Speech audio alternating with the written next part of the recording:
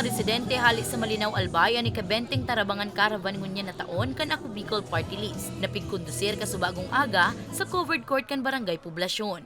An mag-agom na sinda Vincent asin Maria Lani Chavinia kan puro 4 barangay Payahan, inaprobitsyaran ang caravan para ipahiling sa doktor ang naguhubag na tuhod ni Tatay Vincent. Istorya ni Nanay Melanie, Hulyo kan taong 2022, kan magkaigwaning chronic kidney disease ang sa iyang esposo. Kaya pun kay ito, siya naman daan naghahanap buhay para sa pamilya. Kung minsan manicurista, kung minsan para padyak da siya. Alagad kulang man daan pagkikita niya para masustiniran ang pangangaipukan sa iyang pamilya at sinang pagpapabulong kay Tatay Vincent. Minsan matamlay yung daya ko nangiturog na ta sobrang tamlay kang bilis ko. Tititios ko sana pero dahil ko na kaya talaga.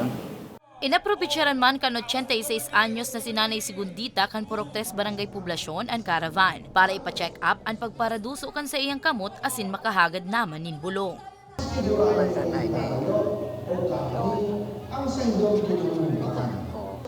Na kunya tiniyaw na allergic ang sabon.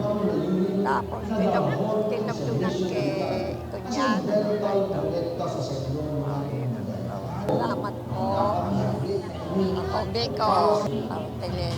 Presente sa aktibidad ang alkalde kan Banuaan na si Cheryl Capos Bilo na pigpapasalamat na liwat sindang nabisita kan partido para sa nasabing misyon.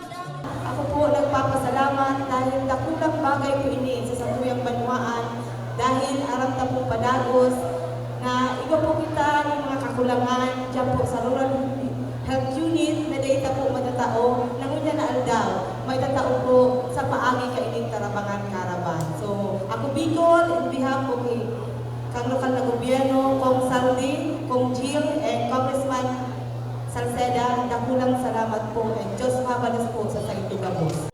Sigun kay ako Bicol Party List Congressman Attorney Jill Bongalon, saro ang aktibidad sa mga programa kan partido na obhetong matabangan ang mga nagtitirios na residente. Mga residenteng kapos sa budget, kaya nakukuwang tiuson man ang kamatean kaysa magpasiring sa ospital.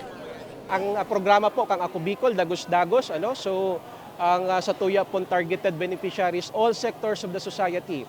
We have programs for the health, for education, for agriculture, for infrastructure projects, etc. So basically, we are utilizing the budget of the government.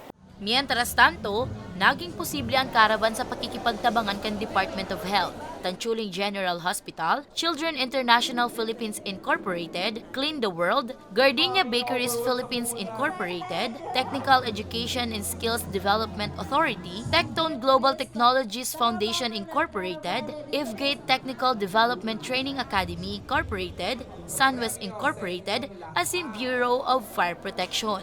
Para sa mga baretang, Tatak Bicol, Danica Garcia.